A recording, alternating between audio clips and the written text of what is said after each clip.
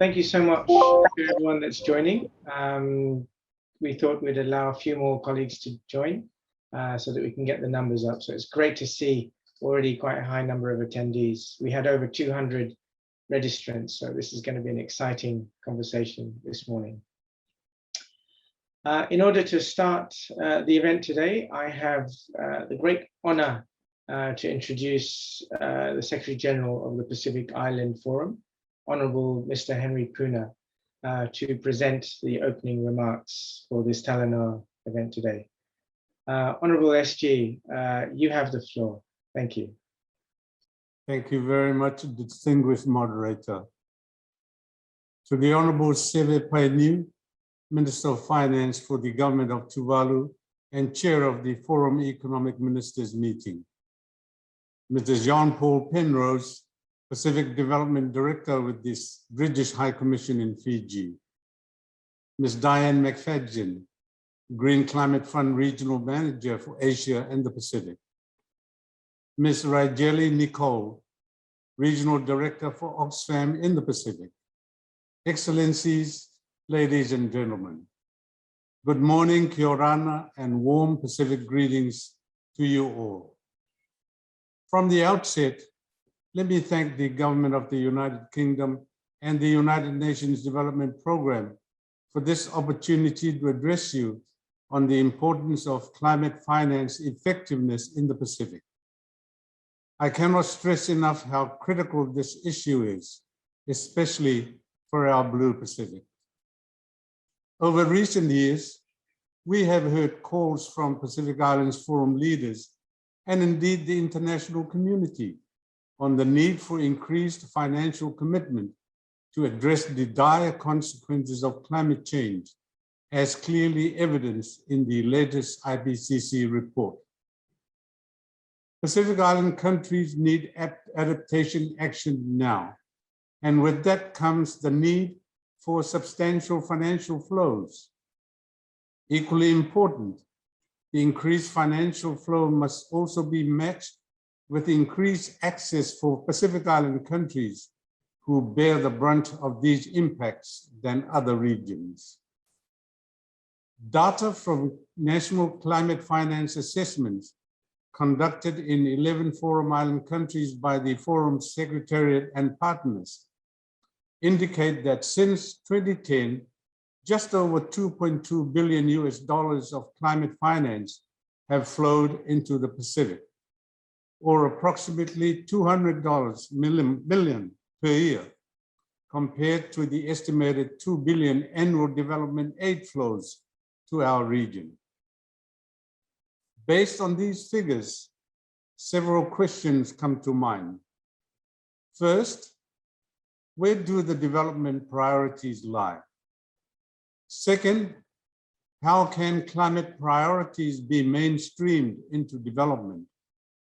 And thirdly, what needs to change for the region to maximize the effectiveness of climate financing? These are critical issues that Forum Economic Ministers have been discussing over the past decade, and most recently elevated the importance of effectiveness and accountability for climate finance that flows into our region. Today, I am pleased to note that your discussions will focus on coming up with solutions to these fundamental questions. Under the guidance of the Forum Economic Ministers meeting, a technical working group on climate finance and public financial management has been established to facilitate improved access and management of climate finance for Forum Island countries. And one of the key work streams is on climate finance effectiveness. Excellencies, ladies and gentlemen, while access remains a priority for our region, there must be equal focus on the effectiveness of climate finance to ensure resources accessed achieve tangible impacts at the community level. With the inevitable competition for resources and limited fiscal space, we have to be more innovative and smarter in the utilization of these resources. To this end, our leaders have established the Pacific Resilience Facility as a Pacific-owned innovative solution to the issues of burdensome access processes, tailor-made community resilience solutions, and better responsiveness to our people's needs. I am aware this Talanoa stems from a discussion paper on climate finance effectiveness in the Pacific, jointly supported by UNDP, PIFS, and the UK. One of the proposed solutions is through better integration. There is a great need for climate finance to better integrate climate ambition at scale into national development plans and budget frameworks. The current trend of implementation through project by project needs to be revisited, given its tendency to create an environment of disconnection from national and regional climate resilience priorities. These projects sometimes escape national and regional monitoring and evaluation efforts, making it difficult to identify their broader climate effectiveness. While acknowledging the support of the international community to date, I believe more can be done. Financing mechanisms can be better adapted to the Pacific context by allowing more scope for risk-taking, innovation, and a diverse range of financial instruments. Excellencies, ladies and gentlemen, as we look towards COP26 in Glasgow later this year, I believe that Talanoa sessions like this one, backed by real evidence, will help shape our arguments, solidify our positions, and amplify our voices to be heard by the developed nations.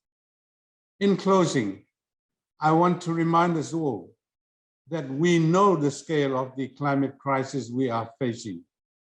We know what needs to be done and the actions we must take. Effective climate financing provides the necessary catalyst to ensure we are adequately equipped to overcome and conquer this crisis. I wish you all the very best as you share your perspectives in this Talanoa session, and look forward very much to the outcomes of your discussion. I thank you.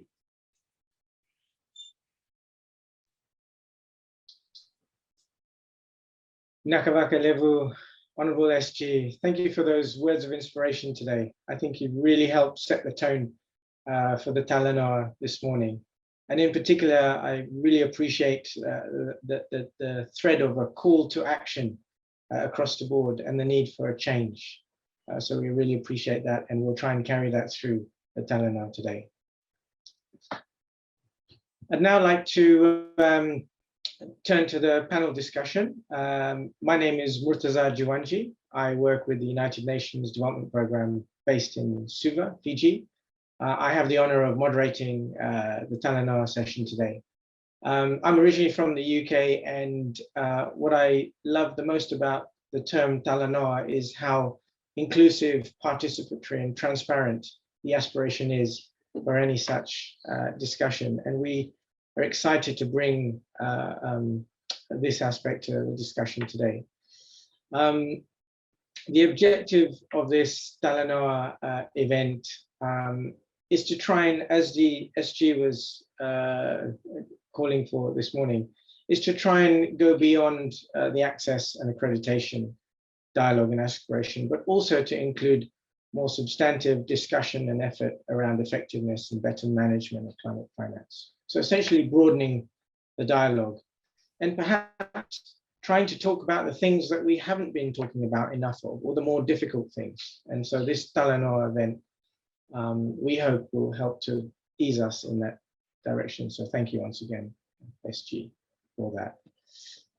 So the structure of the event today, we'll have 3 rounds of questions, and I'll introduce the panelists who kindly offered to stimulate the discussion today.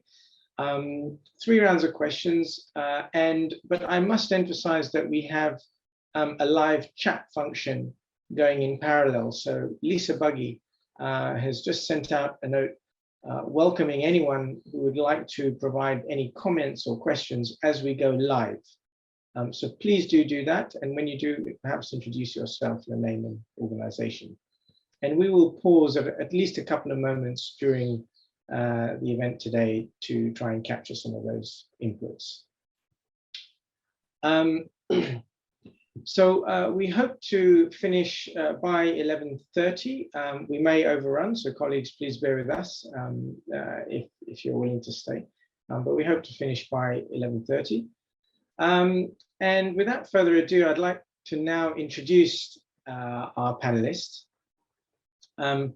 First of all, we have Honorable Seve Paeniu, who is the Tuvalu Minister of Finance, and also the Forum Economic Minister meeting chair recently for the FEM meeting earlier in July this year.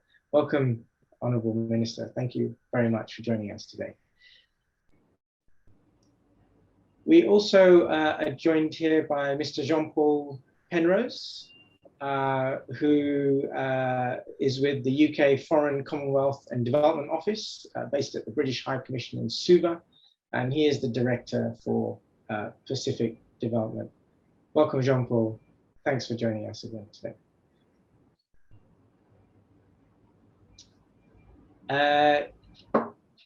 We also joined here by our Oxfam representative from the Pacific, Ms. Raijeli Nicole. Good morning to you, Raijeli, looking lovely. She is the Regional Director for the Pacific program for Oxfam, based in Suva. Good morning to you, Raijeli. And last but not least, Diane McFadzien, from GCF, the Green Climate Fund. She is the Regional Manager for Asia Pacific. Welcome, Diane. I'd also like to acknowledge the number of people listening in today, joining this discussion.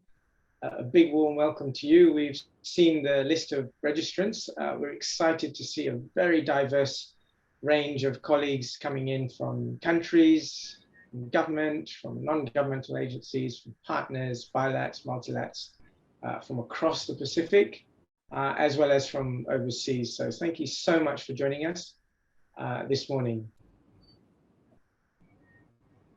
Okay, so without further ado, I'm going to start with the first round of questions. And colleagues, just a reminder, those of you listening in, please do write freely and openly in the chat box as we go.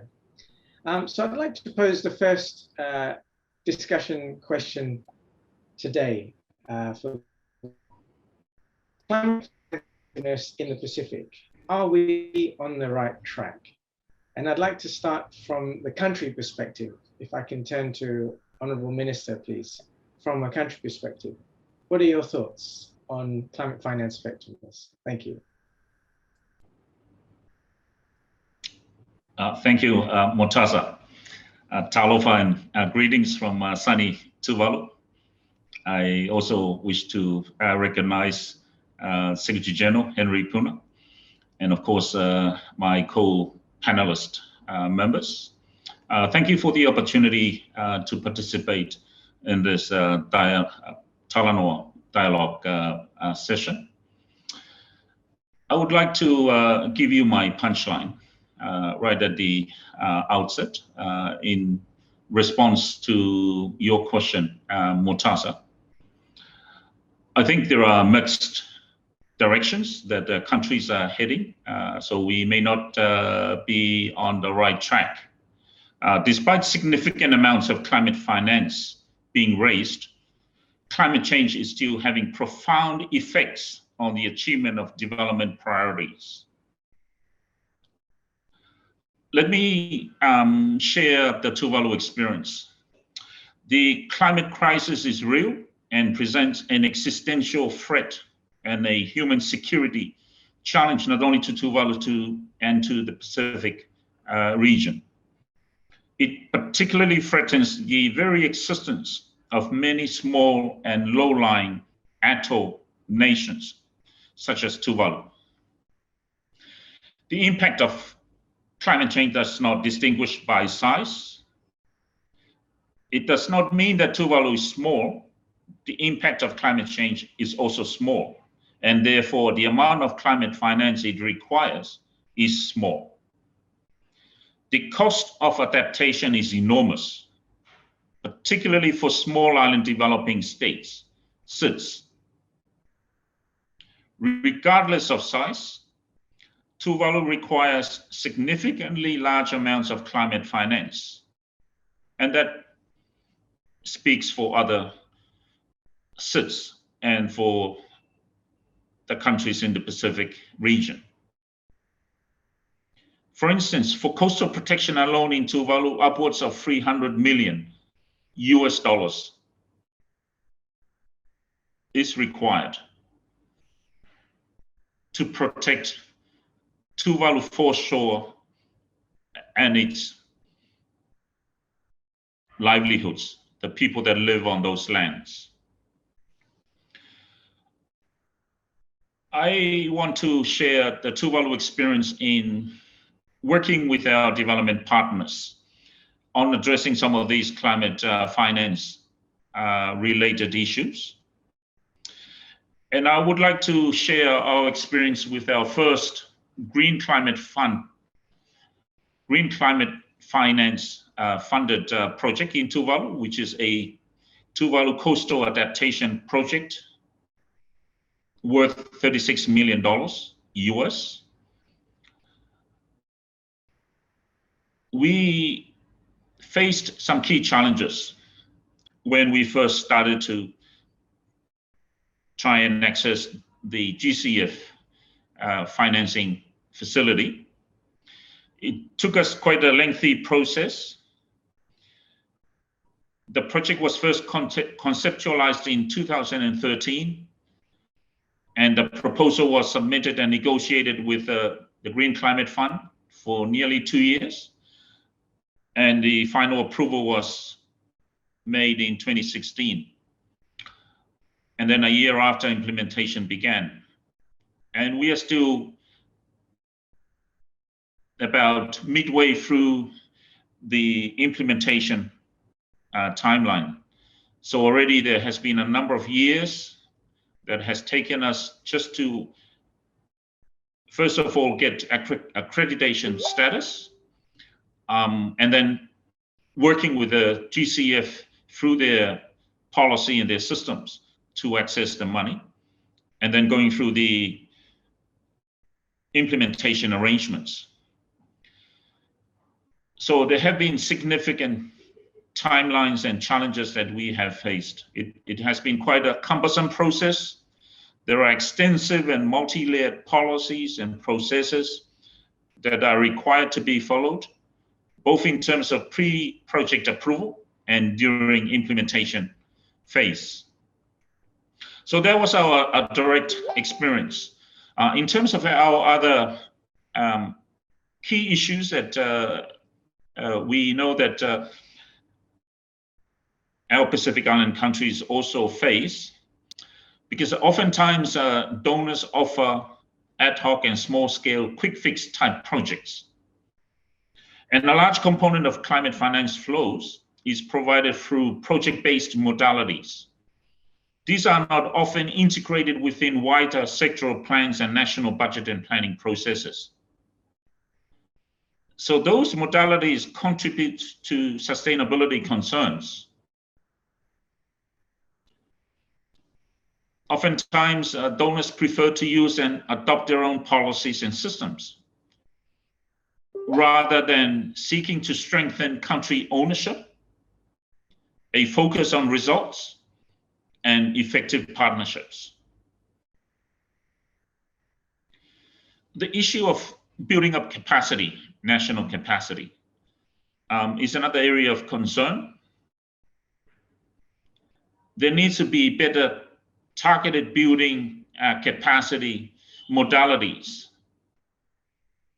that would really strengthen national capacity, both in terms of being able to access these global climate finance facility, but also in terms of implementation and meeting the requirements of those global finance facilities. It is quite clear that the majority of climate finance mobilized has not been translated into real benefits for vulnerable communities. It is therefore imperative that a greater portion of climate finance is devoted to protecting the most vulnerable from escalating impacts of climate change.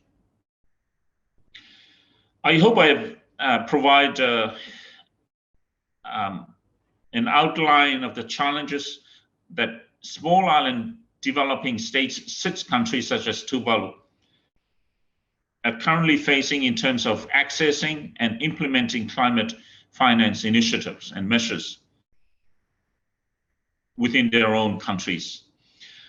So I'm happy to leave these thoughts with you participants, and I'll be happy to continue with the second round of how do we then change all of this, what needs to be changed, and what key areas of reform that countries and the international community need to look at.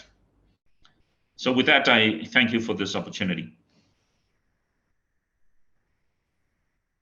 Honourable Minister, thank you so much. I think there was a strong reveal moment there in terms of the real problem that we're facing. Perhaps it's not just the quantum, as I think you're hinting. You've unraveled a number of things, undercurrent issues that perhaps will help us move the dial on genuinely addressing vulnerability. So thank you so much. What I also appreciate about that is that it feels like it's a shared responsibility. You've touched on donor communities, you've touched on GCF, and it's great Diane's here, so Diane, I'm sure you'll pick that up. But you've also touched on internal systems and reform. So I think there's something for everyone as we look forward. So Honourable Minister, we thank you for that. You may also see that you're getting quite a reaction in the chat group. So you're hitting some buttons there for Tonga as well. So that's great. Colleagues who are listening in, please do feel free to chime in, react, agree, disagree, ask questions. That's what this is all about. So thank you, Minister. And I'll come back to some of those questions as we move to the second round, because I think you've laid it up nicely for the reform areas. I'd like to ask John Paul next. Honourable Minister has perhaps not pointed the finger, but at least raised some areas of opportunity for the way in which donors partner with countries, fund projects, and so on. So over to you to shed a perspective from a donor. Thank you. Ulavinaka, everybody. Thank you, Moortaza. And thank you to His Excellency, the Secretary General, for setting the scene so effectively, and for His Excellency, the Honourable Minister, for also putting some very clear focus and challenge out, which I hope we can respond to during the course of this Talanoa. So today represents, it's 52 days until COP26 begins.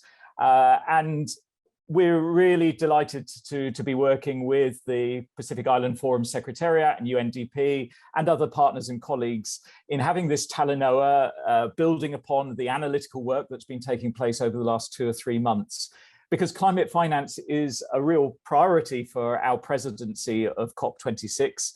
It's one of the cornerstones of our ambition. Now, I will start off with the quantity, the quantum aspect, because of course that's really important. And behind the scenes and publicly, our ministers and my colleagues are working very hard to ensure that we get to and exceed the US 100 billion commitment to providing climate finance for developing countries that was agreed at Paris, and which we have struggled to get to.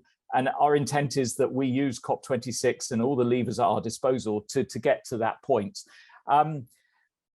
And as part of that, the UK's doubled its international climate finance. We're providing approximately, well, 11.6 billion pounds. That's around 16 billion US dollars over the period 2021 to 25, including 2 $2 billion to the Green Climate Fund, making us the largest contributor to the GCF over the period 21 to 23.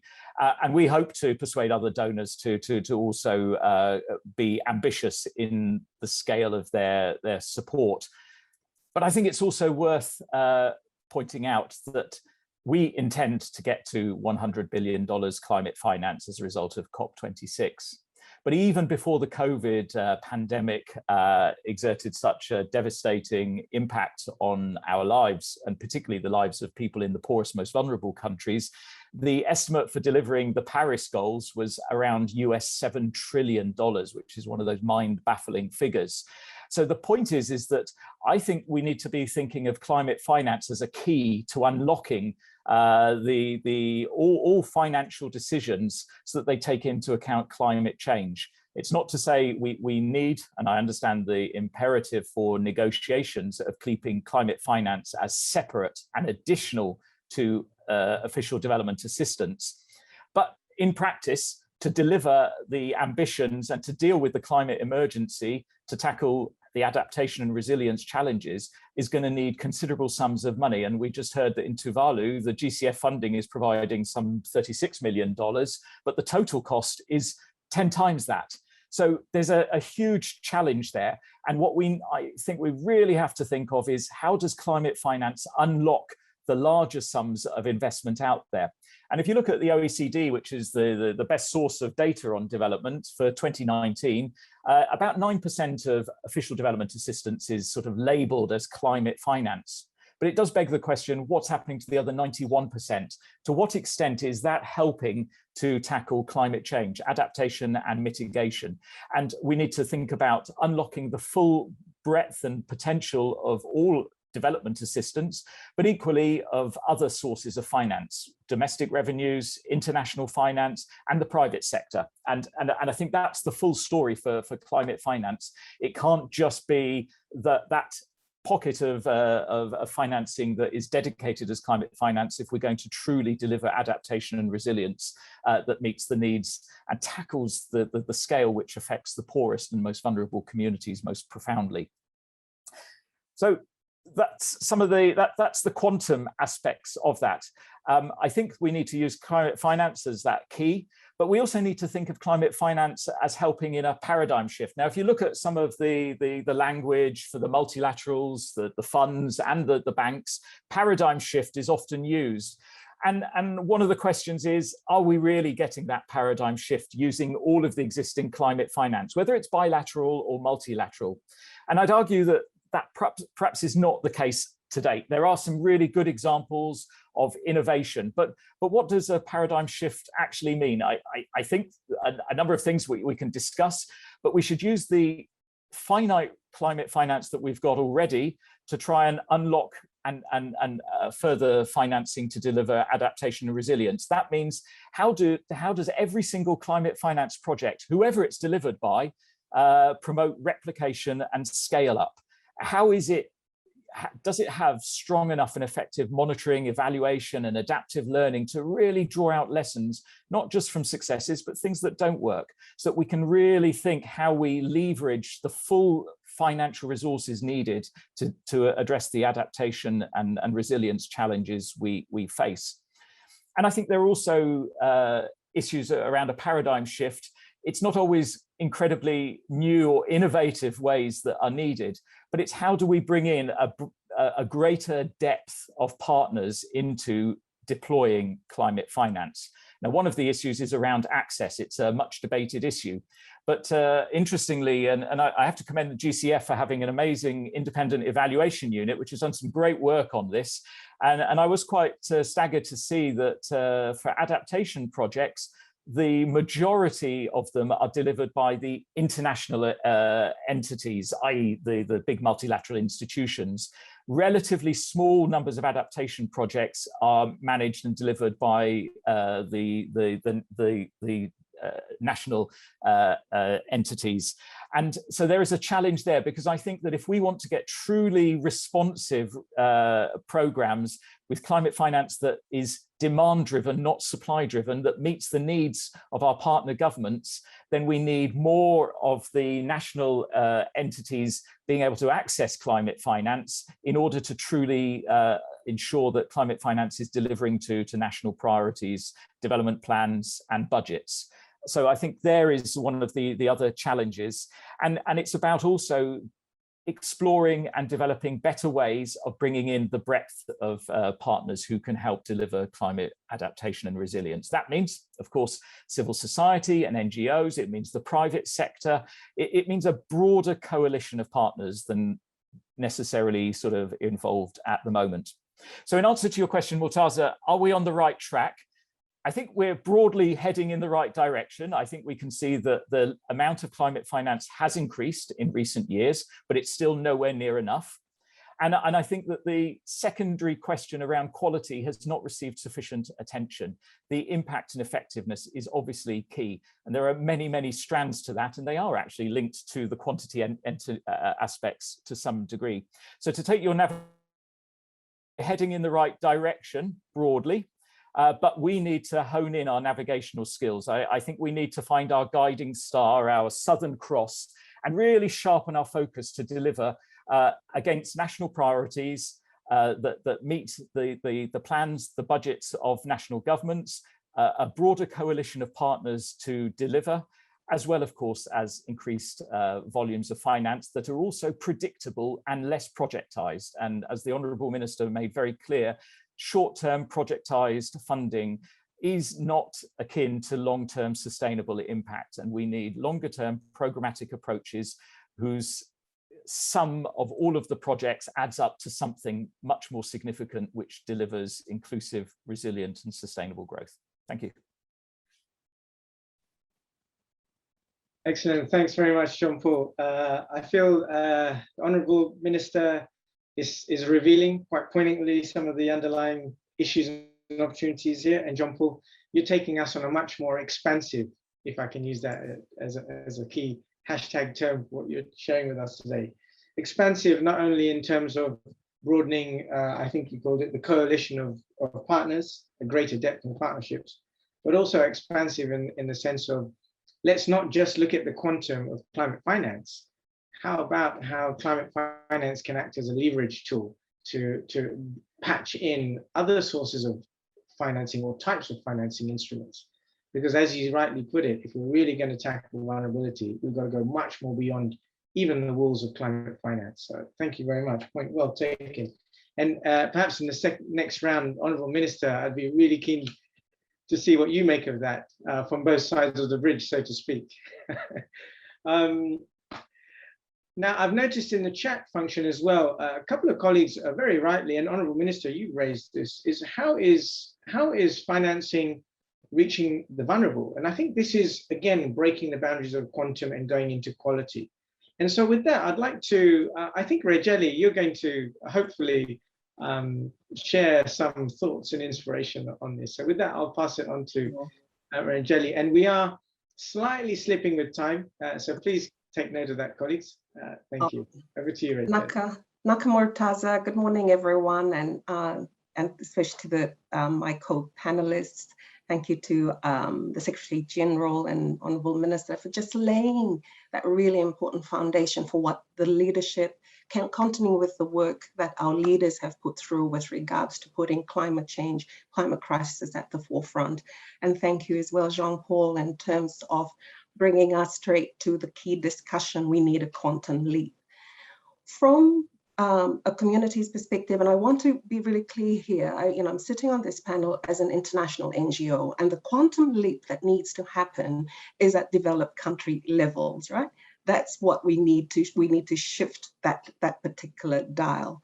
So my intervention today is about how international organizations based in the Pacific leverage that very specific tool to bring around effectiveness. That's one. Effectiveness for us, the Honourable Minister has said it's mixed. Jean-Paul, you've said we're heading in the general broad direction. For us, the key date is, or the key year is 2030. How are we going to turn up in 2030? That's the question, that's the marker for us around effectiveness. And so for us as an organization looking at climate finance, coming into the region, we've undertaken, you're right, it does not get to who the money is supposed to get to.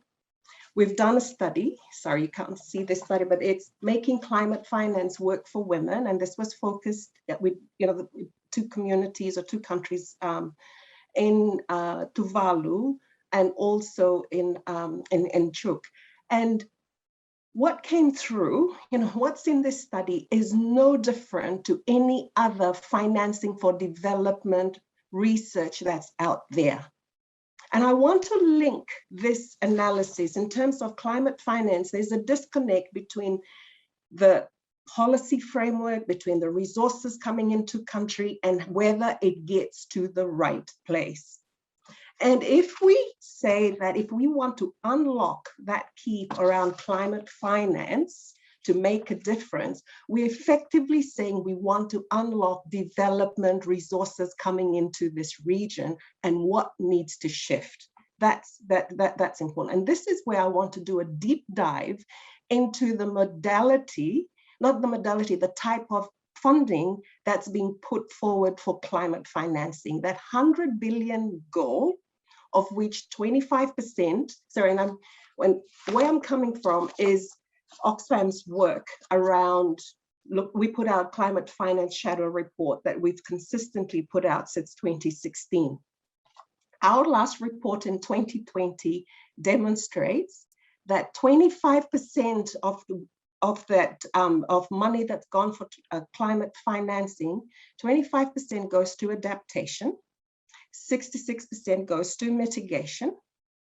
For adaptation, for this region, we access around 5% of that, right? That's, it's around 2.22 billion.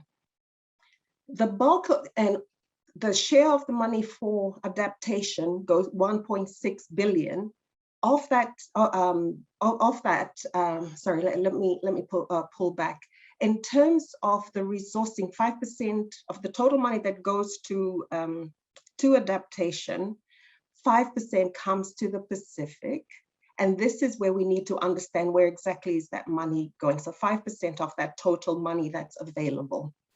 The bulk of the resources coming into climate finance, when you look at the amount of money that's been set aside of 100 billion, we are tracking at 59.5 billion. That's globally. Of that amount, 80% of those resources are provided in loans, meaning only 20% are in grants. So the true value of climate finance that's being set aside, that's being negotiated at that global level, the true value when you do your repayments and interest, etc., it's around 19 billion, right? We promised 100 billion, we put that in the Paris Declaration, but when you see the bulk of it is in loans, then the true value is less. Why am I belaboring this point around loans? And this is to link back to what Jean-Paul has spoken about. Use the climate finance to unlock the key, but what kind of climate finance? And I'm saying here, it's not about loans. It cannot be about loans. We cannot gift our children the burden of servicing our debts. Because if climate finance is already the architecture, the key issue globally that we have to face, address in the next 8 years, 9 years, then and if it's going to inform other types of development resources, financing resources, it cannot be about loans. Now, from this region, when we look at adaptation finance, when we look at the key issues we want to bring to the table, loss and damage is a key area. Right now, loss and damage comes under adaptation finance. Loss and damage comes under humanitarian systems. It cannot be, and this is what COP26 needs. If we are going to move towards being effective in terms of addressing what matters for this region, It's about addressing, you cannot put loss and damage conversations or in the existing pot, right? So one, make effective use of the resources that we have, the 2.2 billion that's flowing into the region already. Yes, let's talk about that in terms of what needs to change. There is a paradigm change that's needed. It needs to be about partnerships. It needs to be about addressing existing inequalities. Right? Climate change sits upon the existing inequalities that sit here. So the next round of conversation that we need to be speaking about is how do you rev up that effectiveness, but it's around accountability. And that's what I would like us to speak about in the reform section. Naka.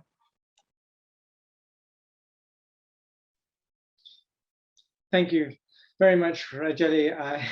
My blood is running through my veins. This is amazing. Thank you. And again, you're getting quite some resonance in the chat box. I think you've revealed some really powerful insights there and opportunities for change, needs for change, I think. I really appreciate this point about is the funding reaching the right people and in the right way, I think, without creating any additional burden. The crisis is already pretty acute as it is. So thank you for that. I think a lot more on quality. Jean-Paul raised the quantum versus quality, and I think you're adding another layer to the quality aspect. So we will come back to that. I think we'll pivot around accountability as a potential area of reform from what you've said. We are running a little bit behind. Apologies for that, colleagues, but this is a very rich discussion. Diane, I think you've heard GCF dropped in there in a few interventions. I'm sure you're expecting that. Fortunately or unfortunately, GCF seems to be at the front end of a lot of these climate finance discussions. Whether that's fair or not, perhaps we'll find out. Diane, over to you. Thank you. Thank you very much. And before I start, I just wanted to acknowledge the Honourable Secretary General and also the Honourable Minister. And I'd also like to thank the organising committee and the panellists for, I think, what's been a very rich discussion so far. So initially I was a little bit nervous because, when you go last, I've definitely heard a lot said already that I would definitely very much agree with. So I think that's actually been good, because I think there's actually going to be a lot of cohesion in this discussion. And at the same time, just like you, Moortaza, you said your blood was boiling. I have to say my pulse was racing a little bit because it has been quite exciting. And I think some of these points are definitely getting that. So when you were asking before if we were on the right track, the use of the term track, it kind of gave me thoughts of a racing track in a way. So you have to forgive me because I keep thinking of that. So in terms of this, is the Pacific on the right track? I think we have to, first of all, I think we do have to acknowledge but I think we're on the track, and we've definitely made a good start, and we have to acknowledge some of the work that's gone on. And I think we've already heard in terms of the finance that has been accessed, the fact that the Pacific does have entities that have now been accredited to funds such as the Green Climate Fund that are able to access funds directly. So I think we definitely have to commend the Pacific for the work it has done thus far. But then also listening to the wise words of the Honourable Minister, I think we have to also acknowledge that there's a long way to go. Obviously, while we've accessed some funds, there's still a lot more that we need.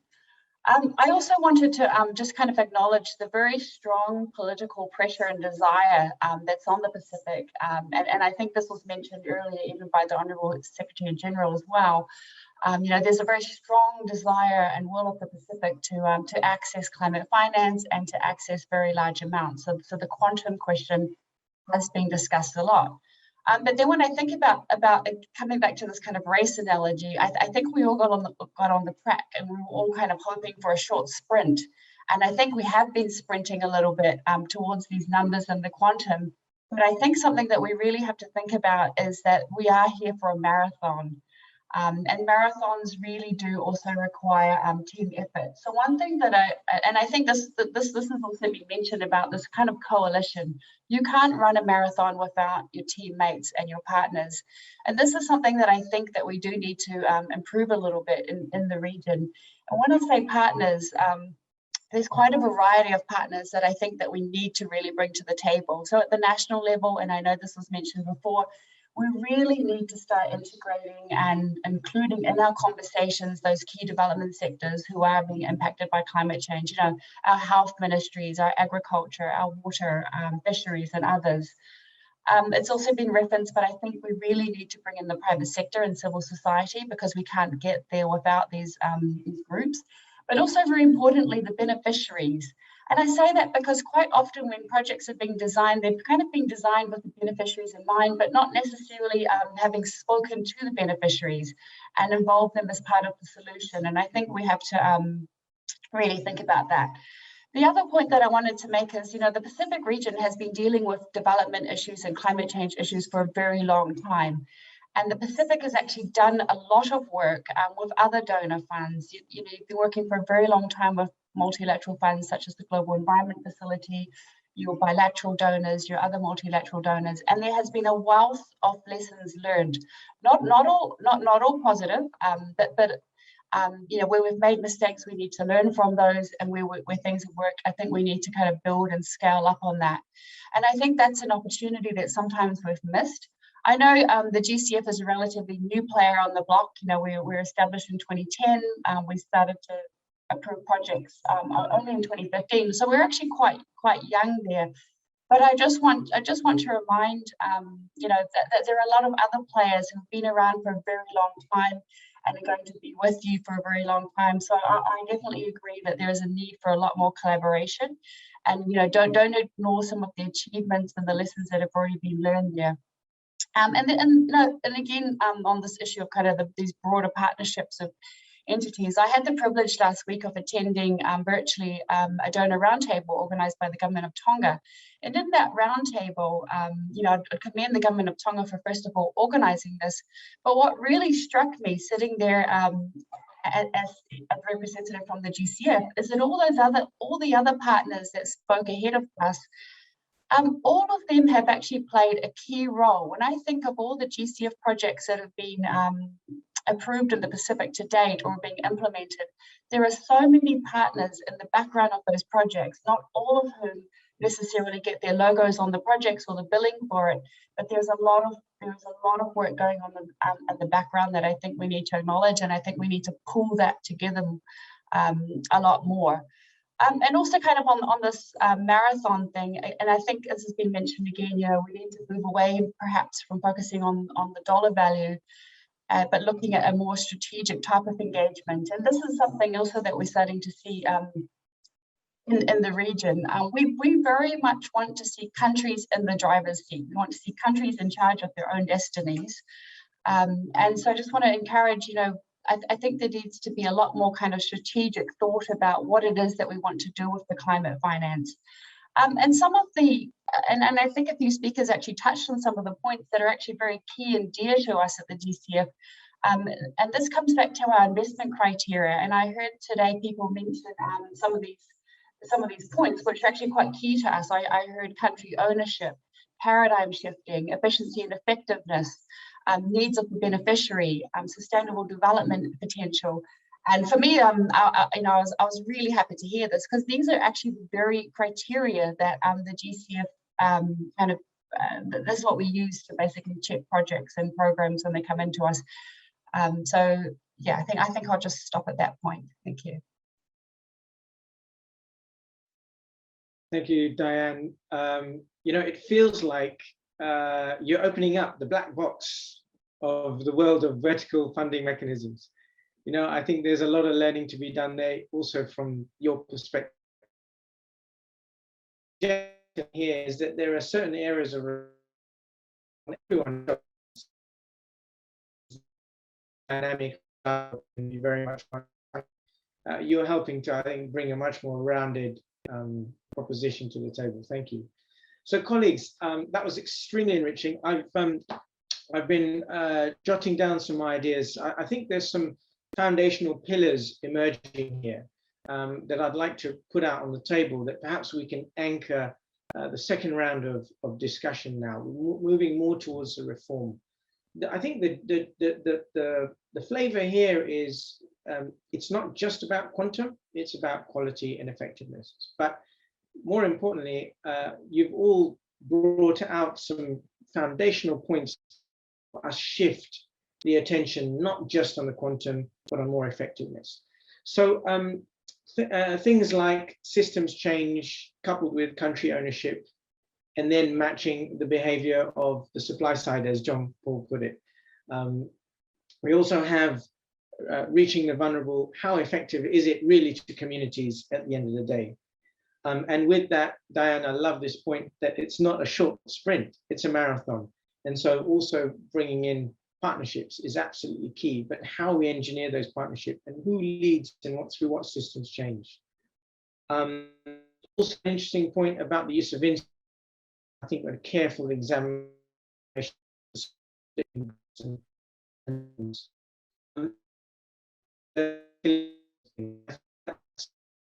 aspect to this, sometimes the elephant room that I think is so I really appreciate that.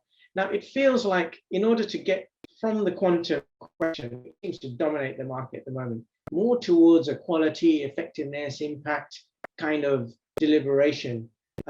Let's start where it matters the most. Let's start with the most vulnerable. Let's start from the community perspective. How is it looking? But more importantly, what needs to change from there? So Raijeli, I'm going to change the order around a little bit. I hope colleagues don't mind. And we do have some great inputs coming in through the chat that I'll try and throw into the mix. But Raijeli, as you are speaking, a lot of people are reacting to what you're saying. And oh, by the way, the study will get a lot of hits. If you're comfortable, please do share it in the chat. I think people would appreciate having a read of that excellent study that you referred to.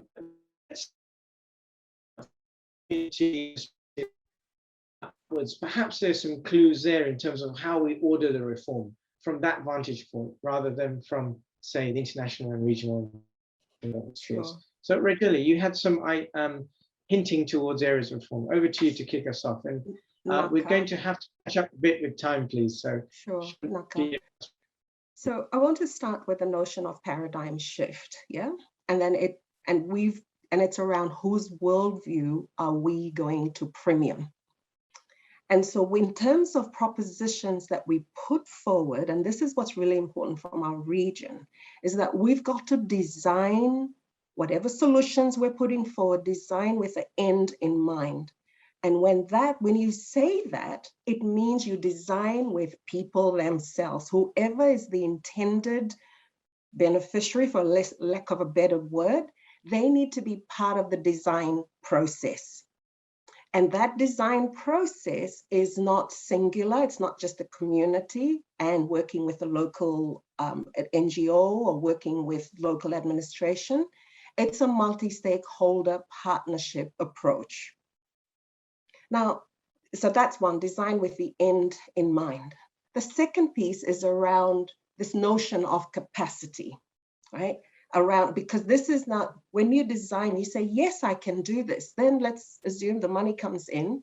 And then there's this notion you don't have capacity to manage this money. And this is where we need to challenge back, is to say that when I wrote that proposal, I didn't say that I was going to do everything. I will lead and I will shape. Yes, I can hire consultants, but you are answerable back to the community. In that way, the notion of capacity is addressed really quickly. Does it take away our ownership? No, because we are still in the decision-making seat.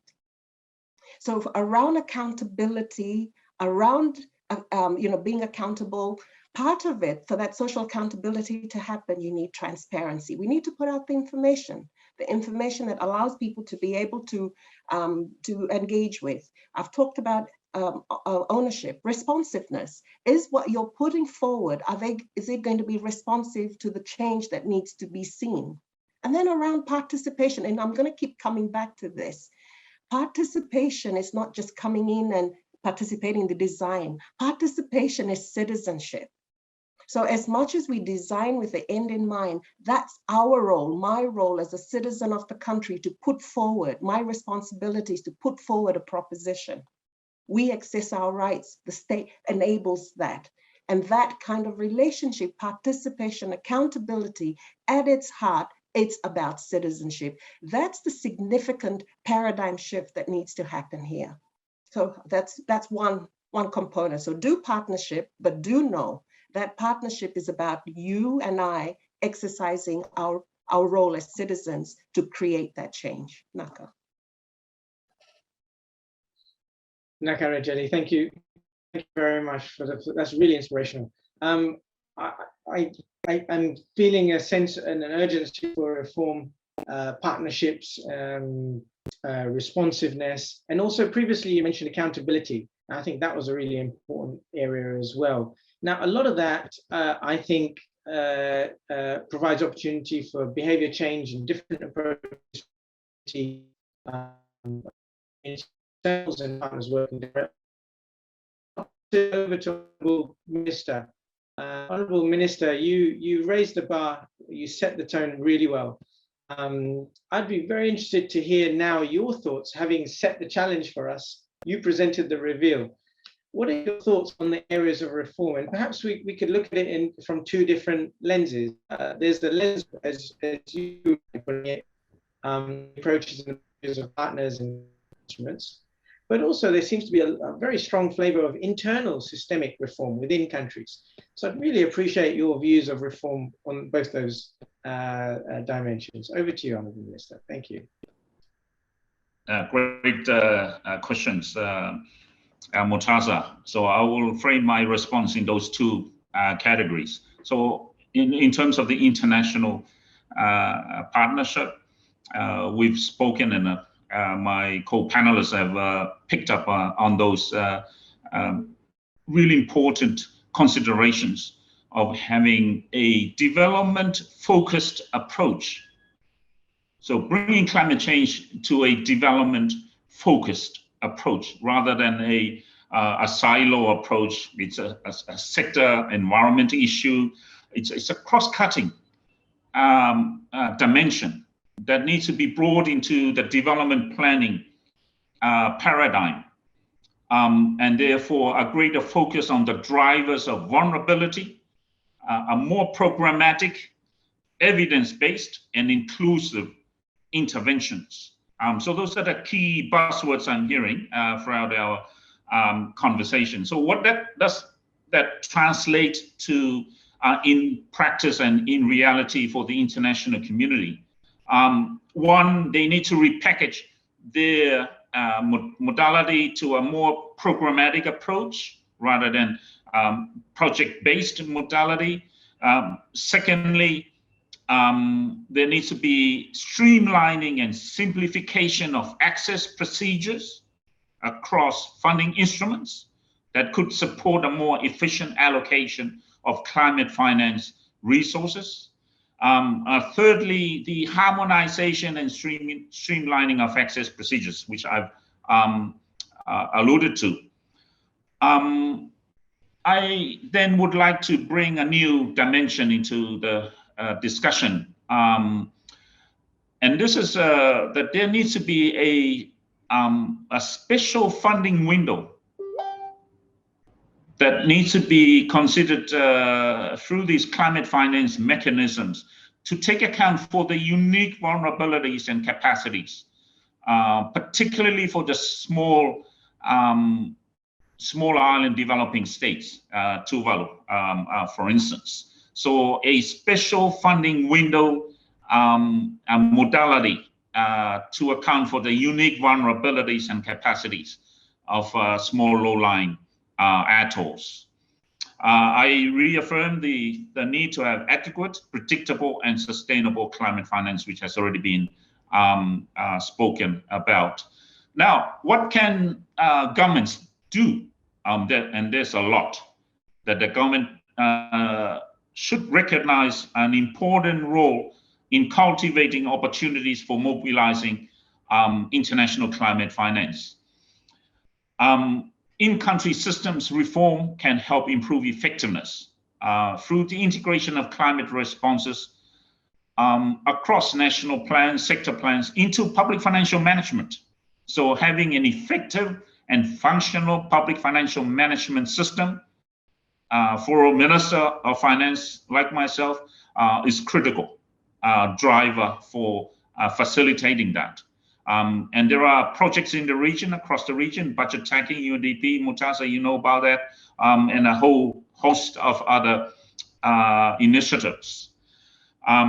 So integration of climate change into national plan sector strategies is critical. The other point I would like to make is that channeling of climate finance through general budget support,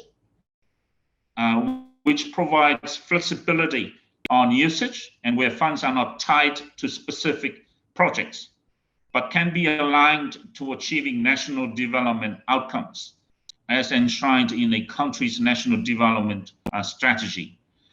Another dimension that countries should look at is the use of sovereign wealth funds or trust funds as another modality for leveraging and channeling of climate finance. And then finally, Moortaza, attracting and incentivizing private sector investment in the Pacific, I agree, remains a missed opportunity. And solutions need to be cognizant of the specific context for private sector enterprise. So governments could ensure that they have a conducive business and regulatory environment is in place through which private foreign investment can be encouraged. So I leave you with those few thoughts, Moortaza. Thank you, Honourable Minister. I think you're being very humble. Those are not a few thoughts. Those are very powerful potential areas of reform. And I think that the thing that really stood out for me to anchor it all was this development focus. And I really appreciated the sort of inward look as well as your own systems change to adapt and enhance Tuvalu's own PFM systems to better engage and allow opportunities for a more diverse and more effective approach by the climate finance and perhaps even development finance community. Colleagues, I'm going to twist and turn a little bit. We've had a strong interest also from Fiji government. Honourable Minister, we have someone also from Ministry of Economy on the call, Mr. Vinil Narayan. I'm hoping he can come in. He'd like to make a very short intervention, I think on similar lines. I hope that's all right, colleagues. We're wanting to mix it up a bit. And then I think after that, I'll go back to Jean-Paul, if that's okay, just giving you a heads up. Welcome Vinil Narayan, Director Climate Change Division, Ministry of Economy, Fiji. Over to you, Vinil, please, a couple of minutes. Thank you. Sure. Thanks, Moortaza. Just a thumbs up if you can hear me. Excellent. Hi, everyone, and thank you so much for having me. And it's an honor to be part of this esteemed panel. Very quickly, just wanted to share some thoughts from Fiji. Climate finance in the Pacific has always been dominated by, the quantum mobilization of money and how much money can we mobilize. The default mantra being that the more money we get, the better it is. But despite, being characterized as most climate vulnerable region in the world and being on the front lines of climate change, could there be a reason why only 2% of global climate finance flows to SIDS and far smaller fraction of it trickles down to the Pacific? Moreover, have we ever wondered why don't we talk about how much development finance has come into the region and then look at what portion of it has been climate centric or has been climate sensitized? So looking at it from the other side of the coin, I think we have undervalued the potential of changing our national systems to focus more on how overall development can be risk informed and automatically become climate sensitized. We seldom pause to evaluate what are the real drivers.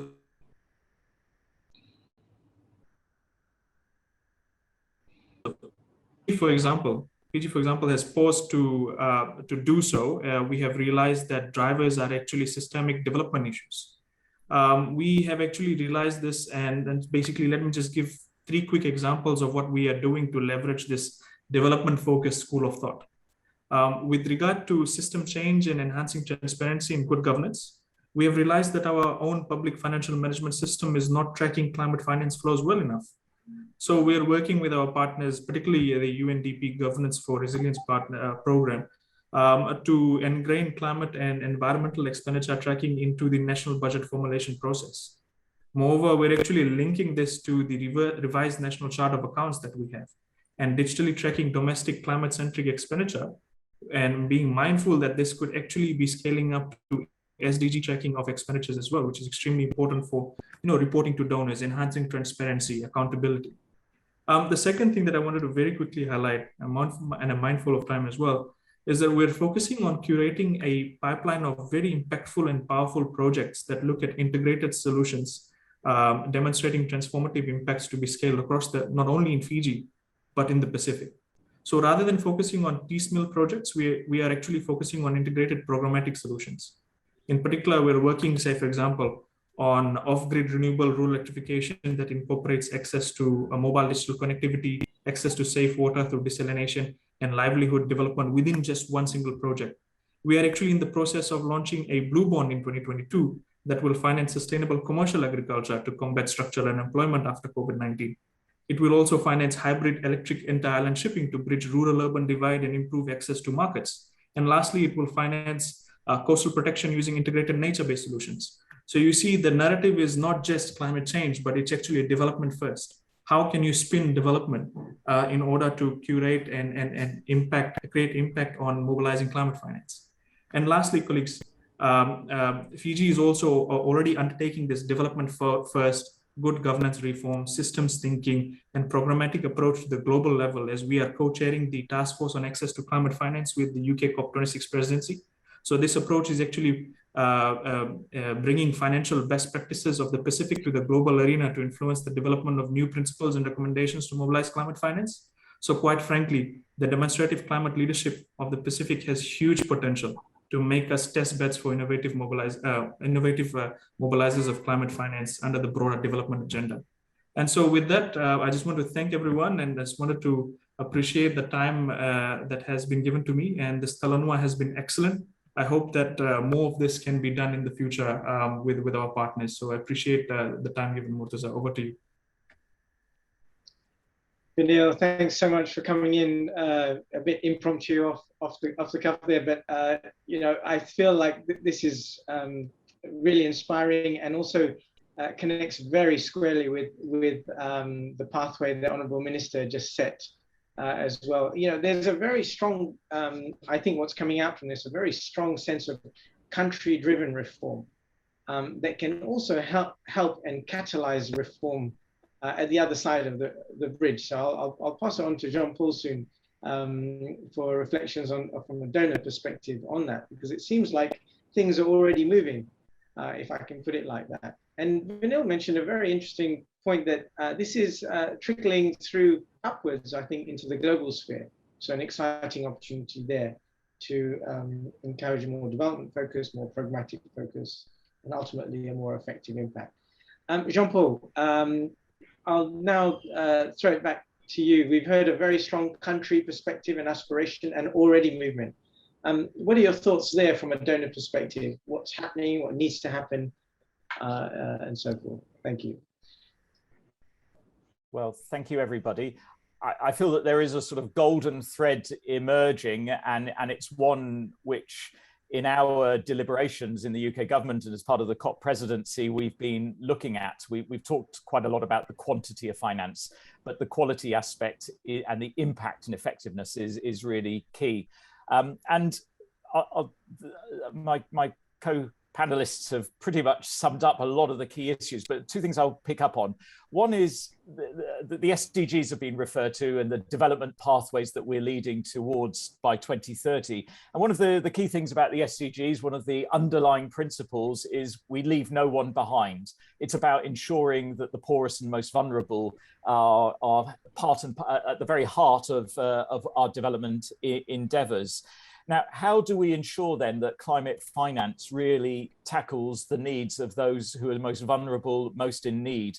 And I think that it comes back to a point I was making earlier, that to some extent, a number of climate finance projects have tended to be more supply driven than demand driven, and flipping that around so that we get more demand, and that all of the greater number of programs that are delivered with a demand that reflects national priorities will help us to be able to ensure that we begin to address the needs of those most vulnerable, those most impacted by climate change. So I think it's about continuing that journey, because we know that to get more direct access entities into the system, we've got some massive challenges in terms of capacity, for instance, to actually get into the system. And I'll refer back to the GCF's independent evaluation unit, who noted that the simplified access procedure for those countries with low capacity was not simple enough, and in itself was so bureaucratic that it needed simplification further. So there's a lot of work to be done, and in all credit and fairness, our partners in multilaterals are trying to address these, but we're in the early stages. But effectively, I think we need to get more direct access entities that can reflect national priorities and reflect, and capitals putting bids in doesn't necessarily always reflect the needs of the most vulnerable and the most isolated communities. So it needs to go down further than it just being nationally owned, but actually truly reflecting the needs of those who are most disadvantaged and for whom inequality is most pronounced. So there's and there, I think that's a key role for civil society and NGOs working with government to try and sort of elicit that ambition, so that then climate finance projects truly do reflect the needs of those who are most in need. The other thing I'd like to talk about is aid effectiveness. Now, in the wider ODA, or Official Development Assistance, we recognized many years ago, and I think it was 2005, the Paris Aid Effectiveness Declaration looked at the sum total of a lot of aid from across the international community and found that it was often not aligned with national priorities. It was very ad hoc, it was projectized, it was not very harmonized, so donors were doing things sometimes at odds with each other. And although obviously a lot of climate finance falls within ODA, most of it I'd say is much of it is actually linked to ODA, I think there's probably some value in thinking about those principles that underpin aid effectiveness, the Paris Declaration and Busan subsequently, that look at principles of alignment with national country plans and priorities that are harmonized amongst the donors, with a clear sort of results focus. We could look at those principles and actually think how those could better underpin all of the climate finance initiatives. And I say that because I think that when one looks at the climate finance landscape, there are a lot of projects that are not necessarily aligned alongside each other, and that for whom, if we could sort of really bring those together, we could actually have more impactful outcomes that feed into broader development outcomes, and from which we can learn more lessons and actually get that replication and scale up, which I think is so critical for the climate finance that we already inputting, and that we would wish to grow further. Thank you.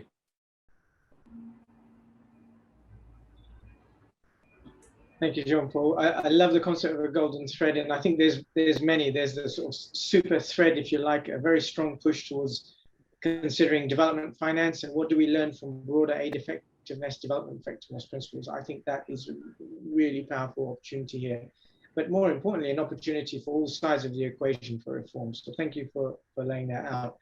Colleagues, I'm going to twist and turn a little bit here. I'm just going to check. We also have an interest from our colleagues from Australia, DFAT, who would like to come in and make provide a comment, I think along similar veins to Jean-Paul. We have Kirsty McNichol patching in from Canberra. Kirsty, thank you for joining us. I'd like to give you 1 or 2 minutes, please, to add your thoughts on this current discussion. Thank you. Thanks very much, Moortaza, and thank you very much to everyone who has joined today. I'd like to acknowledge the introductory comments by PIF Secretary General Puna and the really fantastic interventions and presence by the Honourable Chief Minister for Finance, Seve Paeniu from Tuvalu. I think that the sort of conversation that has been going on today has been incredibly rich and really highlighted the depth of issues that the Pacific is facing in accessing climate finance. I'd like to start by saying a warm hello from Canberra. Our day is increasingly blue after a very foggy start. And it's always a pleasure to have days like this in spring in this part of the world. I know that there's so much more common in the Pacific than they are here, and I'm always incredibly jealous. Thanks to the Pacific Island Forum Secretariat, the UK and UNDP for inviting Australia to join this conversation today.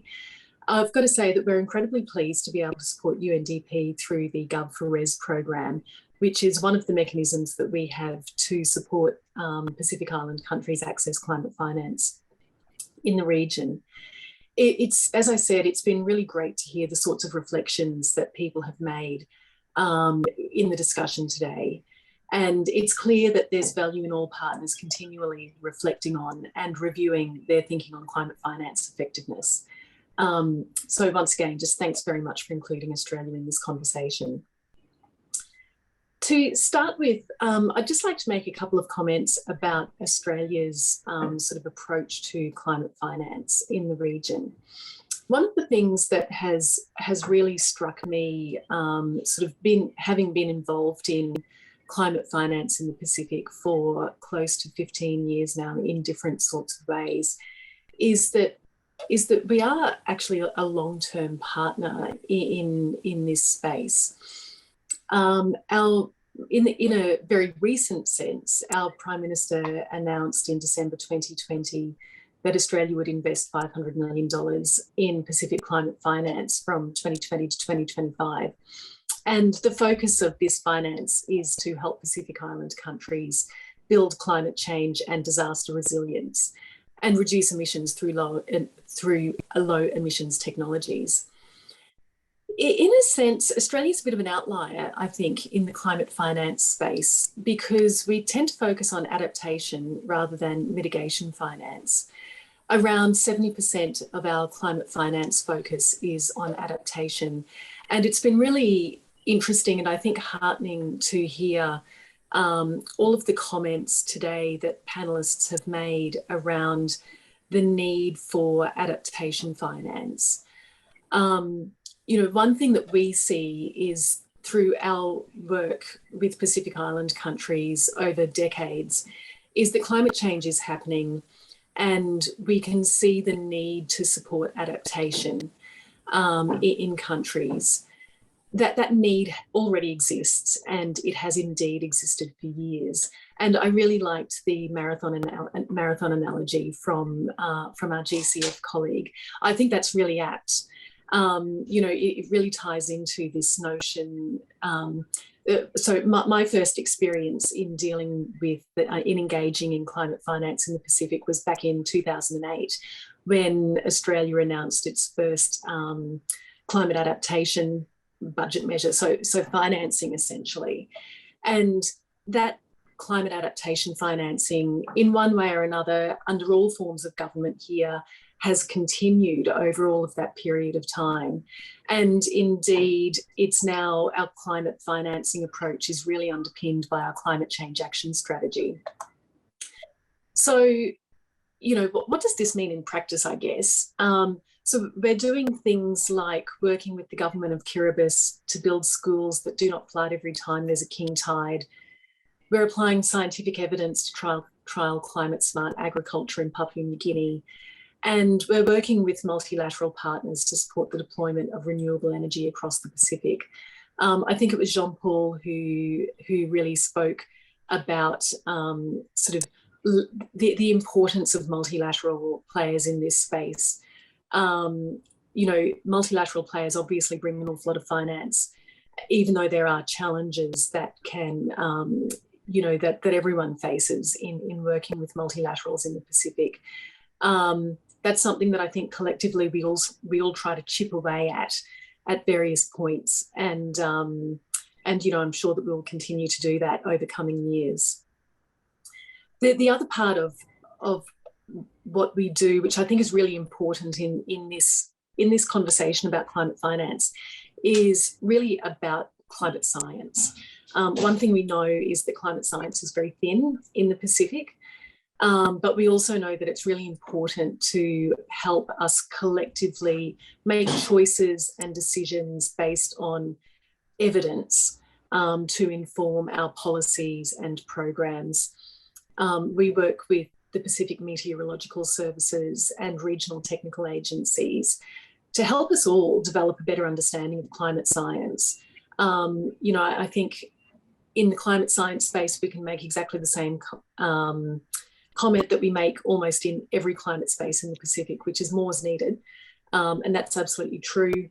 And it's really sort of a matter of prioritising how it is that we actually deliver, prioritise the work that we want to deliver. I'll just conclude by saying that I know time's short, and I just really wanted to finish by thanking the Honourable Minister Paeniu's comments on project funding and mainstreaming climate responses across sectors. I think framing some of this climate finance discussion in that kind of way is actually really important and something that we need to keep front and centre of mind. And I also wanted to thank the comments from Oxfam and GCF colleagues about effectiveness and really keeping an eye on that effectiveness agenda that we're all trying to pursue as well. We've come a long way on effectiveness and climate finance in general, but I think we can all agree that there's still a long way to go. Thank you once again for the opportunity to provide a few comments today. I look forward to continuing ongoing engagement in this climate finance discussion with all of our colleagues across the Pacific. Thank you very much. Thanks, Kirsty. It's really encouraging to hear from one of the donor partners very active in the region. I think some of the examples you mentioned really speak to this development perspective. I think that seems to be a current thread coming out, and I think Honourable Minister started that thread. So really appreciate that very rounded approach there. We're getting a lot of chats, questions and comments in the chat box as well. We don't have time to perhaps provide coverage on all of them, but certain themes emerging. I think very strong, again, how much of adaptation financing is genuinely reaching the needs of communities, vulnerable communities, and so on. But also some systems questions. We have some comments around to what extent are national systems being equipped to have the right kind of capacity to take on this challenge as we shift from quantity to quality. I'd like perhaps to ask Diane, as we just tail off this second round of questions, to very quickly give us your ideas, reactions to some of these reform areas from a GCF perspective. Thank you. Thanks very much. And just, I know there is a shortage of time, so I'm not going to repeat what was already said, because I think a lot has already been covered. So maybe I'll just keep it quite short. And I think you touched on something at the end of the first round where you referred to the black box of the GCF. And I think that is a fair enough comment. I mean, we're relatively new and we're not necessarily, well known. So maybe one of the reforms kind of looking internally is that we do need to kind of demystify a little bit the black box of the GCF. We need to be a little bit better at communicating, externally communicating in this region. But at the same time, we also heard about, how it's always important that you involve, just as it's important to involve beneficiaries in the solutions. I'd like to put a challenge out and also say, I'd also like to thank you for involving the GCF in today's conversation, but also put a challenge out and say, if there are specific reforms or areas that you would like to see the GCF improve, just the challenge is to sometimes include us in the conversation. And I say that because we do hear a lot. We hear a lot about the need to simplify, the need to demystify our processes, and we get that. And we also hear a lot about the need to provide additional capacity support. And one of the advantages of being a little bit new is that we still have some ability to be a little bit responsive. And reference was made to a couple of the evaluations that have been carried out. So we've had a few evaluations that have looked quite specifically at our impacts in small island developing states, and the Pacific did play a very key part in this. And so what normally comes out of this is that we do try to develop our responses to be responsive to these needs. So my challenge is, I think, when you say you want to have simplified processes, it'd be really good to kind of involve us in those conversations so that we really get a sense of what that means. And I say that because different people interpret simple very differently. For example, some people, their idea of having a simpler process is to have a process with a lot less instruction, just a generic do this, whereas others want us to clarify, which means that we provide a lot more instruction. Some like us to have very clear, very almost top-down guidelines that kind of lead them, handhold them through the way, and others don't want to have. Others feel that that's very constraining. So it's very difficult for us to sometimes to interpret that and to get it right. So I just wanted to say we know that we don't necessarily always have it right, but we would very much like to be included in some of these conversations so that we can try to better get these right, because we can't always read your minds. Just as we're a mysterious black box, sometimes you're a mysterious black box too. So I just want to say I think these open dialogues are very, very useful. Thank you. Diane, I think that challenge is laid out really well. I hope colleagues who are listening into this call will appreciate the challenge laid out by Diane. Yes, it feels like a black box. It feels like there's need to simplify procedures, but I think what Diane's setting out here is a really positive way forward, that we can break the black box on both sides. Perhaps our next round of Talanoa could be on that specific topic. You've just given us a great idea there. Colleagues, we're going to need to wrap up now. Raijeli, you have your hand up. I'm going to pass on to you, but could I also now look to wrapping up? I'd like to include in your reaction, please, Raijeli, and then I'll pass it back on to the panelists for the final word.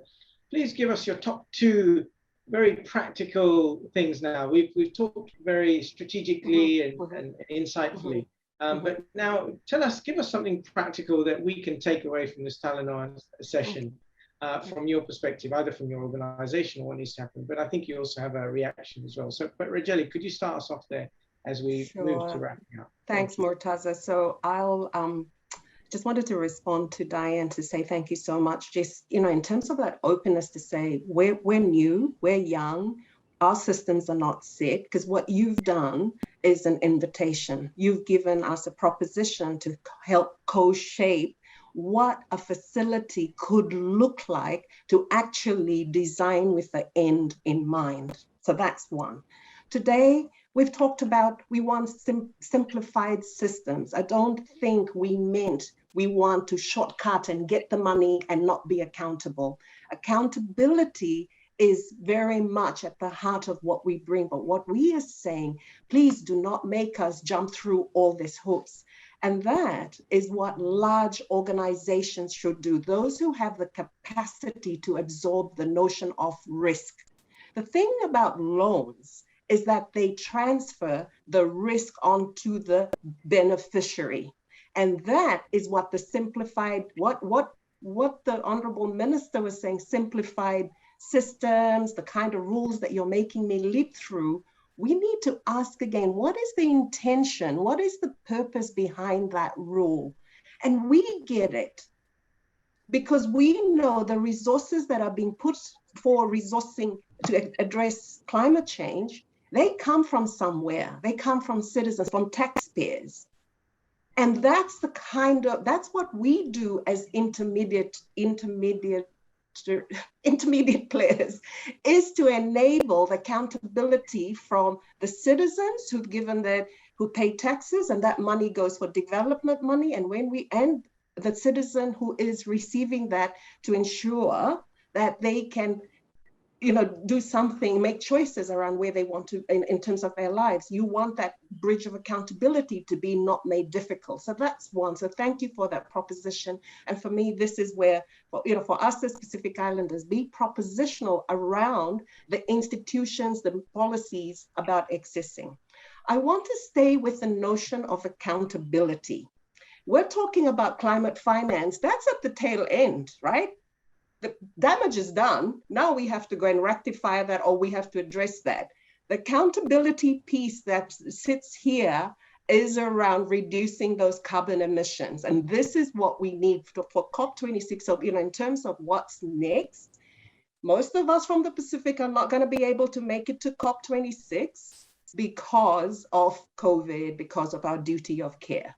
What we are needing is to really rev up those commitments, those nationally determined commitments to reducing those carbon emissions and ensuring that we can meet that 2030 goal. We need that from developed countries. We are the ones at the receiving end. This is why we've got conversations around the climate finance. So that's one, is what we would, there's the kind of creating that space, facilitating that kind of discussion. Have meetings during our time zone so we can have that conversation. That's one.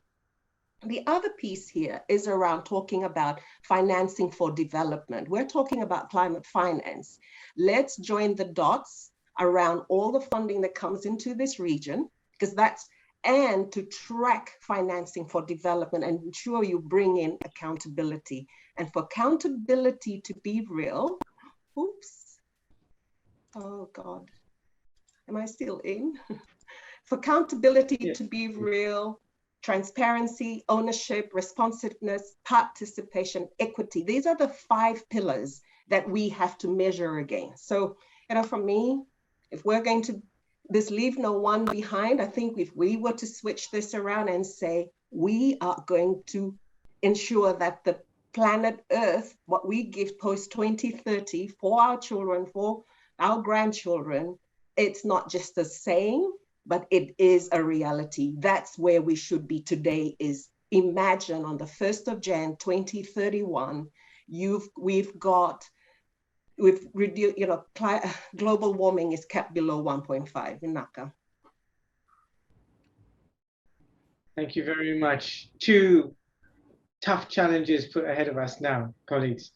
Thank you so much, Raijeli. I think there's some very practical points there. Creating a space and financing for development, not just climate finance. I really appreciate that, and a lot more. Colleagues, we are running a little bit out of time. We have a couple of few more questions coming through and people putting up their hands. Look, I hope you don't mind, colleagues, we're going to move towards wrapping up because we have gone ahead. But if there is space, I'll see if we can patch 1 or 2 more people in. But as we wrap up now, can I move to Jean-Paul for your final 2 cents? What 2 practical things do you suggest, or that you're already working on, that will address some of these excellent opportunities emerging from the Talanoa today? Thank you, John. Thank you, Moortaza. If I may, I will do 3, but the first one is just to reiterate our commitment that we are going to use COP26 to mobilize the $100 billion of climate finance that was promised at Paris. Hasn't materialized yet, but we're determined to make happen as a result of COP26. So that's the first thing. The second is to reflect on something that Vanille was talking about, the Climate Finance Task Force, which is currently, it's being initiated. It's with the UK and Fiji co-chairing, but will become a more inclusive partnership as we develop it.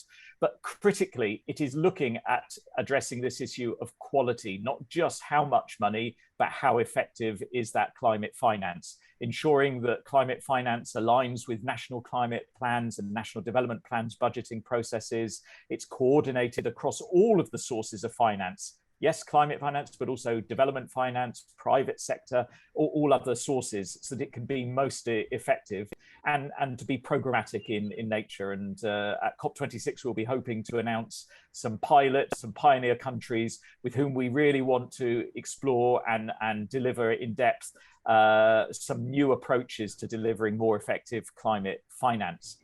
And the third area I'd like to suggest is not sort of official sort of UK government policy, but it does strike me that some of the challenges we talk about, accountability, a focus on projectized rather than programmatic approaches, requires better systems of coordination.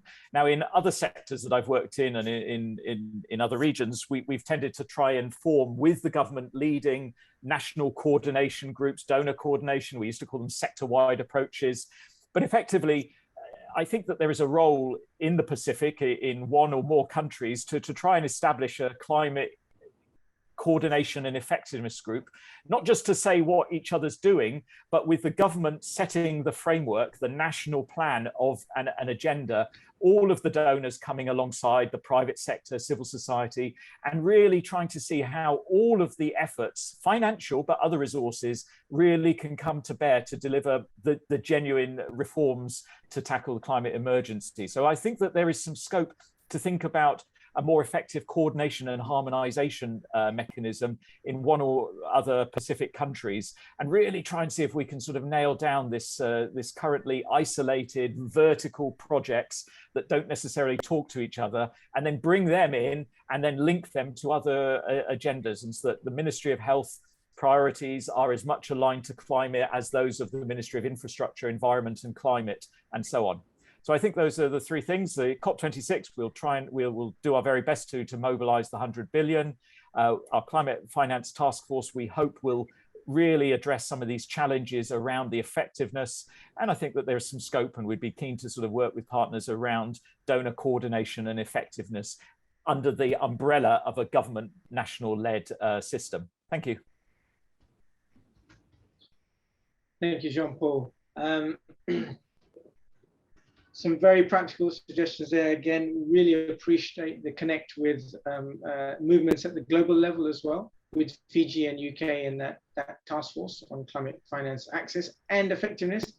I think actually that the summation of this Talanoa, I hope you feel the same way, Jean-Paul, that could actually add some real content to that dialogue narrative at the global level. So for me, that presents an opportunity for Pacific in general. It's not only the negotiation game, it's also the change and reform game. So thank you for opening up that avenue. Really appreciate that.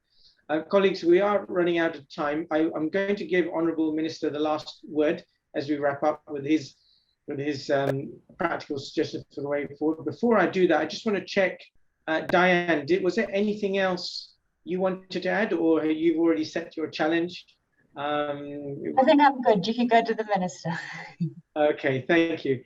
And just want to check with the attendees. We still have 115 attendees, participants on the call. So panelists, you've done a really good job. You've kept over 100 people engaged continuously over the last over an hour and a half. So thank you very much for that.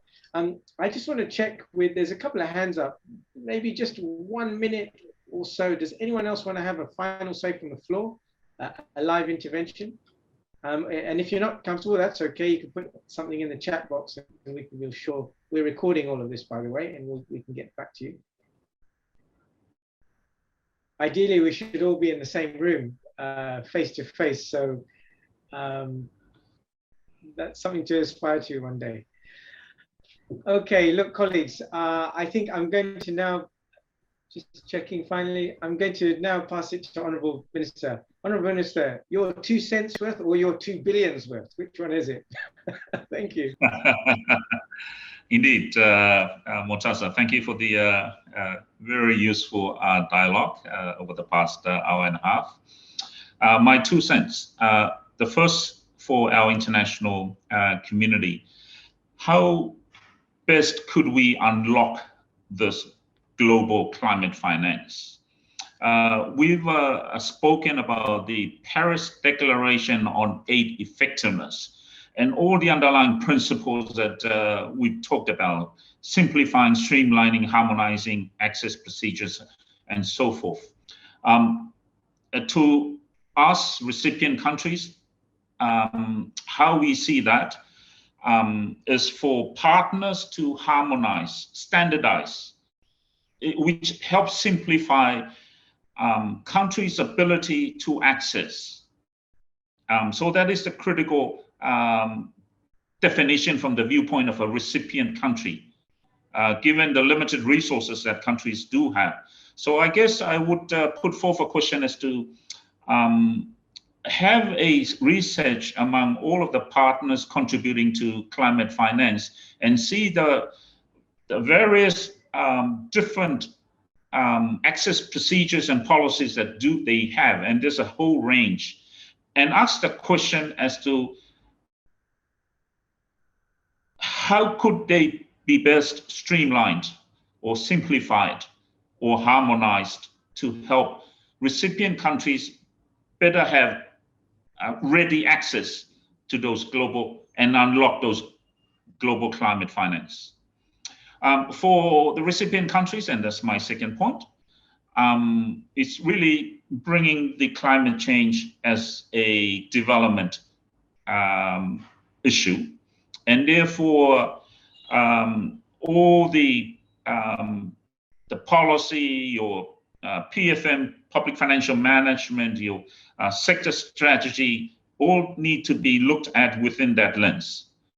And the partners and the climate financing resources would need to be channeled in a way to support the building of national capacity, national ownership. We talked about that coordination mechanism, the PFM systems. Once that effort is done to help bring up that capacity within countries, then we are now in alignment, and therefore puts us in a platform that we are able to access those global and unlock those global climate finance for what they have been provided and made available to countries to help them protect their countries from the impact of climate change and adaptation. Thank you so much. Worth much more than 2 cents, Honourable Minister. That was amazing.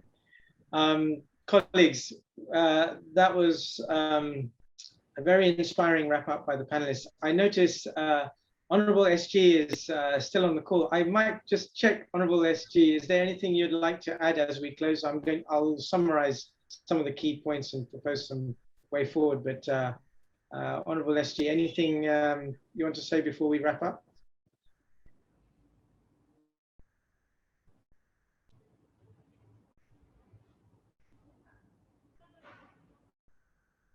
Okay. I think this has been extremely inspiring. I'm watching the chat at the same time. Colleagues, thank you very much for weighing in. It feels like there's a serious appetite for more dialogue, more Talanoa style conversation, honest, upfront, provoking, innovative. Let's get the truth out. Let's have the hard talk. So, you know, that is great to see. I hope I'm representing the comments well there. And with that, we'll work with PIFs to arrange perhaps a series of Talanoa events like this. Let's break it down a bit. I think Jean-Paul had mentioned, let's go in some specific areas on development finance, or sector-wide approaches perhaps, or certain geographies that would be open to inputs. So look, let's do that, and we'd be happy to learn from this event. There is a bit of learning from this event as well. We do apologize. A colleague did mention that we should have had sign language built in as a facility here, so we do apologize for that. That's a lesson learned for us. If there's any other feedback, positive, negative, to make these Talanoa events better, we'd love to do another event, perhaps even in a month's time. We'll discuss this and put that in the report. So colleagues, I'd like to perhaps tease out 4 or 5 emerging foundational pillars, if you like. So they're not necessarily practical recommendations. I'm trying to subsume. I think these are principles of some sort that are emerging. Perhaps they even have a movement feel around them, a shift. So allow me to give it a go. And again, we're very open to other views. First of all, a development perspective. I think that kept coming up from every single angle, starting from community level. Is it really impacting our lives here in a positive way? Or can we get outside of those boxes? all the way up to systems reform, patching in development finance, utilizing development systems, learning from development finance more broadly, and leveraging and scaling. Secondly, a more inward look towards systems change, better accountability, budget support, internal reform, tracking, and so on. There's a whole menu of things there, but systems reform, not just to achieve accreditation and better access, but I think more generally a systems reform towards a climate resilient development. I think, may I say, there was some quite interesting observations around the approaches, the instruments used by the donor and multilateral community as well for consideration, and even coming from some of our donor partners that spoke today about budget support, the suggestion of a trust fund, perhaps a special fund for countries that belong to a certain category, less hoops, and so on. Another subtle point coming out was, climate change is not an easy one to tackle. It's not like it's a straightforward box that we just can tick, here's the project, done. This is a marathon. This is a series of short sprints perhaps, but it's all got to add up to the winning marathon. And I think taking a very agile and risk-taking, but also a much more longer-term pragmatic view is really being called for, a shift in that approach rather than box-like, very static collection of projects is coming forward. And last but not least, it feels like there's still a lot of shared collective learning from many different perspectives. I think the more we come together like this, the better, at country level, at regional level, and indeed at global level. And we have some concrete ideas there already. Colleagues, I hope that was a reasonable summary, but do please share your thoughts. Now, practically, what we're going to do is we're going to write up, we're recording this event and it will be shared, I think, a YouTube link. We will write up a report as well, a short report synthesizing the key messages and also some of the comments and questions coming in the chat box from the floor. So you'll have that plus the recording. We also, as mentioned earlier by the Honourable Secretary General, there is a discussion paper co-authored between UK, PIFs and UNDP. We're going to update that actually based on this very rich discussion. We'll share that with you as well. But I think it's on us to arrange perhaps another event. So we look forward to your ideas on that. So all of this will come in the email chain. All of you have registered by email, so we'll be sending it to everyone that was on this call. Feel free to share wide as well. And do give us some further suggestions and comments. The chats are still coming. I'm sorry, I can't keep up with them, but we are recording them. This will be recorded and we'll try and get back to you and record them in the report. So colleagues, with that, it's been a great honor and privilege to moderate this session. I want to thank the speakers for great contributions and insights. I myself, my notes are completely filled to the page. I also want to thank all the attendees from far and wide, and especially for all the comments, even the tough questions and the words of encouragement. I think this is really what is needed here. I was once told by a colleague in Solomon Islands that if you're not ruffling any feathers, if you're not creating any tension, then you're not doing a good job for change. And I think today really gave us some food for thought. So with that, ladies and gentlemen, panelists, Honourable SG, Honourable Minister, I'd now like to close this Talanoa event. Thank you so much. Thank you so much. Thank you.